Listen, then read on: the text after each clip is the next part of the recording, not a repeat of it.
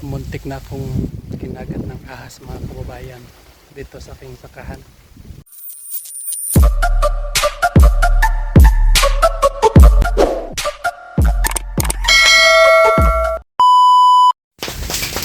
Magandang tanghali po sa inyo lahat mga kababayan. Kumusta na kayo dyan? So ako ay nandito ngayon sa aking sakahan sa 29. Naghawan kami ngayon dito mga kababayan. So, ito yung mga kasama ko. 4 kami dito mga kababayan. So may dalawa yung pinsan ko at saka yung isang pamangkin ko. So habang wala pang lakad, wala pang tawag sila Sir Paul nga magsama kami. So dito muna ako sa aking sakahan. At sana po ay samahan nyo na lang ako sa pag hagbas dito sa paghawan para po ay hindi ako mapapagod mga kababayan. Joke lang. So walang magawa mga kababayan. So ito muna tayo, no? Pakita ko lang sa inyo yung aming kasipagan ngayon nga araw, no? Kasama yung aking mga pinsan. So abangan nyo na lang mga kababayan, no? So maraming salamat po sa lahat nga mga subscriber natin at lalo na sa hindi nag-skip ng ads. Maraming salamat po. Yan ako duman para kabayan. Ano ba kasi pa? Marami.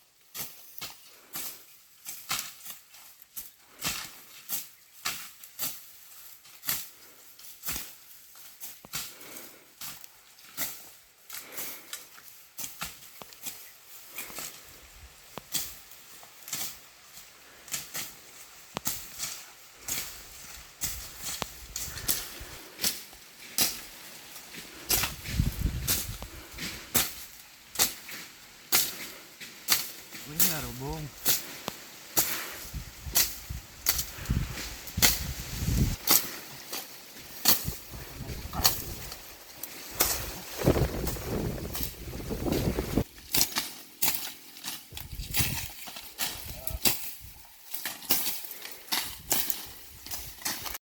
At nandito naman ako mga kababayan. Maggawa muna ako lagyan ko ng seedling. May balak kasi akong magtanim ako ng kamatis. So maggawa muna ako ng pang lagyan ng seedling.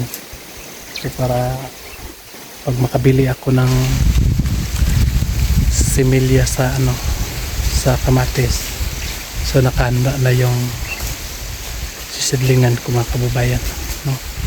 So panurin nyo na lang ako mga kababayan sa aking pa-farmers. So yun lang.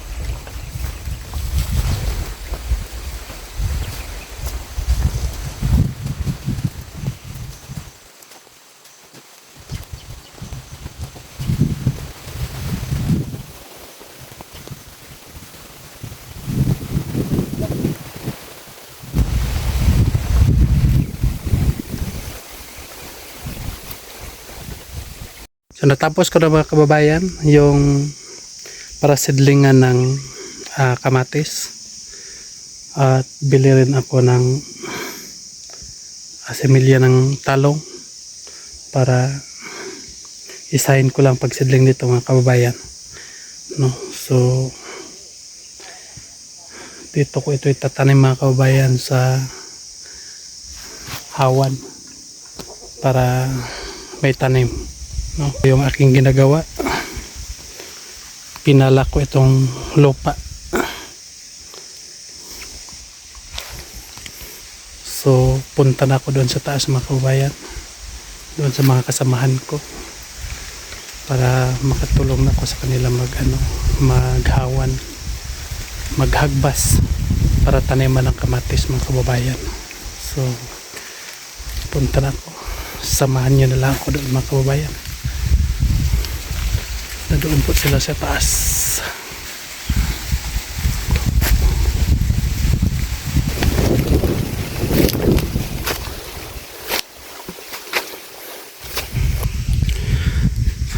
So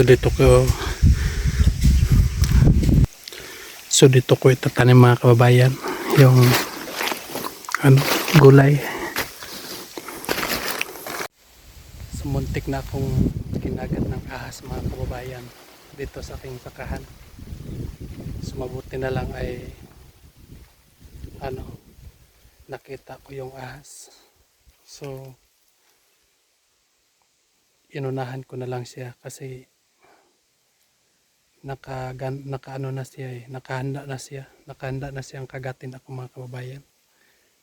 So ginawa ko ay inunahan ko na lang siya kaysa ako ang madisgrasya.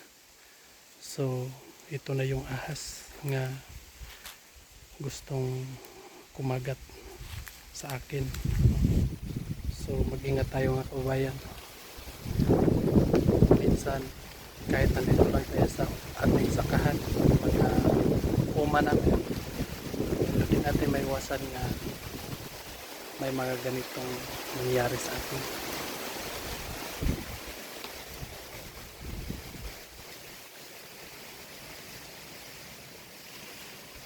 Ito yung ahas mga kababayan dito sa aking sakahan. So gumalaw pa siya.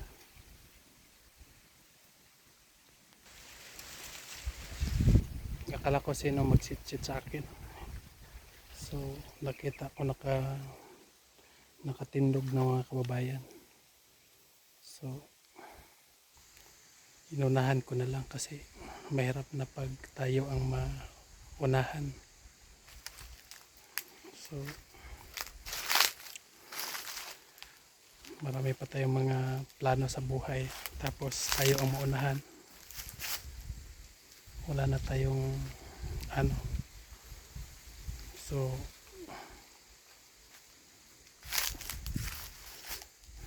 dito kasi ako sa aking sakaan kasi walang lakad. So dito muna ako mga kababayan, muna ako dito limpyo. Nagplano kasi ako nga magtanim na naman ako ng gulay dito mga kababayan, kasi yung tinanim ko nga gulay doon sa kabila, nagplano din ako magtanom dito kasi maganda din ang lupa dito mga kababayan. So nandito na kami sa taas mga kababayan. Galing kami doon sa baba kanina. So dito yung mga kasamahan ko, 4 kami dito mga kababayan, no? Kami dito naghawan at yung motor ko ay nandito sa kabila. Madaanan dito sa motor mga kababayan, so pwede lang ay motor lang ang mga dito, mga produkto natin.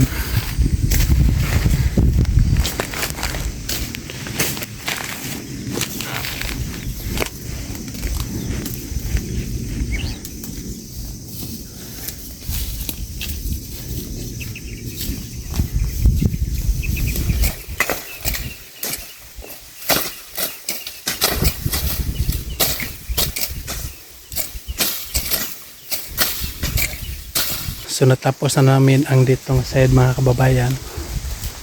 So doon na lang sa kabila. At dito sa bandang kanan. Bandang kaliwa pala mga kababayan. So bukas ay doon muna kami sa doon kami mag hawan na naman. So ngayon ay uli na kami kasi hapon na. So bukas na naman kami babalik mga kababayan. So maraming salamat po sa lahat ng mga subscriber. Mag-ingat kayo dyan palagi. At sa lahat nga hindi nag-i-skits ng ads, maraming salamat po sa inyo. Malaking tulong na yan sa amin mga kababayan. So ako ay magpapaalam muna. So bukas na naman mga kababayan. So balik din kami bukas dito para matapos namin itong mga matapos namin ito paggawa para maganda tingnan. So yun lang, maraming salamat po. God bless you sa inyong tanan. Mag-ingat kayo dyan palagi. Bye bye.